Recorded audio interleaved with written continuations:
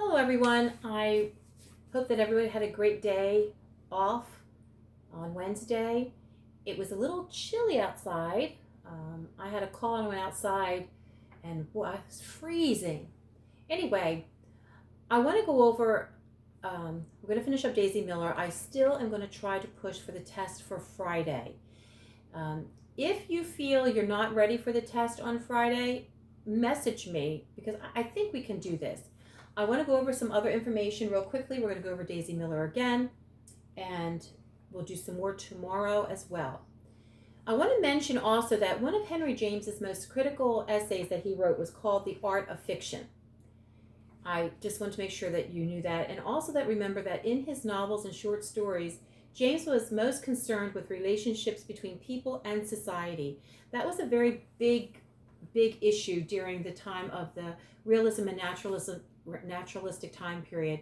And as we've studied the other authors in the past over realism and naturalism, we found that that is one of the big concerns.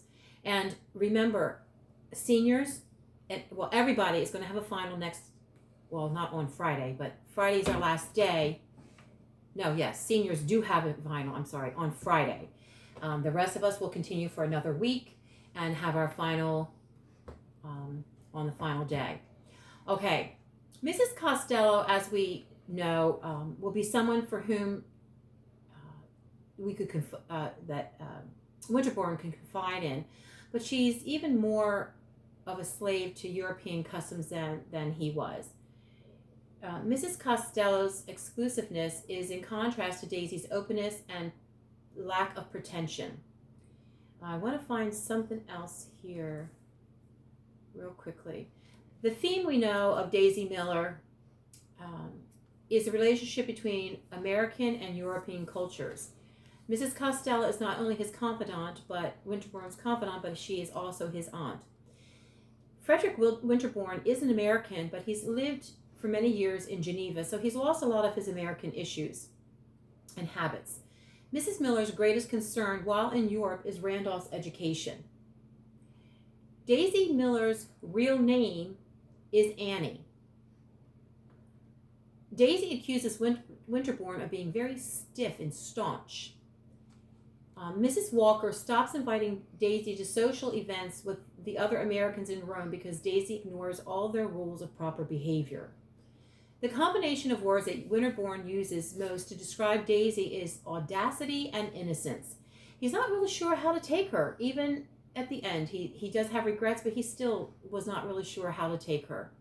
The narrator mentions time because it is late for unchaperoned ladies to be out. He has lost his innocence that would let him fully appreciate Daisy. This is Winterbourne again. Winterbourne still defends Daisy even though he has judged her because he's still intrigued with her beauty and by her confusing behavior. He just doesn't know. Mrs. Costello's sarcasm becomes part of James's consistent characterization of her. The lack of a confidant to defend Daisy is part of the tragedy. In section 41, we see Mrs. Costello is very materialistic and with a certain amount of shallowness to her. She also refuses to meet Daisy based on stories that she's heard, not even any facts that she knows, just on hearsay. Again, there brings in that other theme of gossip that James writes about. Mrs. Costello's exclusiveness is in contrast to Daisy's openness and lack of pretension, which I already mentioned that, I believe, in this video. Yes. So that's where we're going to end for now. I want you to review everything the best you can. Something to think about. What can you do? What can you do to help somebody like a Daisy Miller, where people have heard rumors and judged her prematurely? I would want you to kind of work on some thoughts on that. It doesn't have to be a formal writing. Just jot some ideas and some thoughts down and send them my way. Okay? Thank you. Have a great day.